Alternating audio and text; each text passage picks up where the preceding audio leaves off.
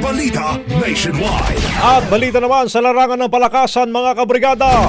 Sa NBA, sumandal sa matinding depensa ang Oklahoma City Thunder sa Game 7 ng NBA Finals para masungkit ang ikalawang NBA Championship kontra Indiana Pacers 103-91.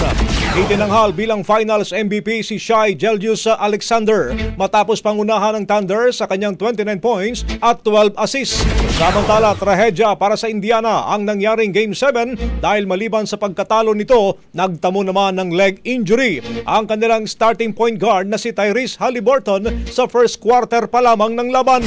Sinubukan pang humabol ng Indiana at burahin ang 21-point lead nang magpakawala ito ng 11-1 run sa nalalabing 5 minuto ng laro, subalit kinapos na ito sa oras. Nanguna para sa Pacers si Benedict Martin na humakot ng 24 points at 13 rebounds habang may 16 points naman si TJ McConnell mula naman sa bench.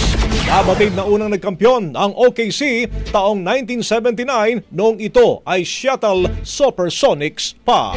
Brigada Balita Nationwide sa Ang bahaging ito ay hatid sa atin ng DriveMax Herbal Capsule. Lalaking angat, tumatagal.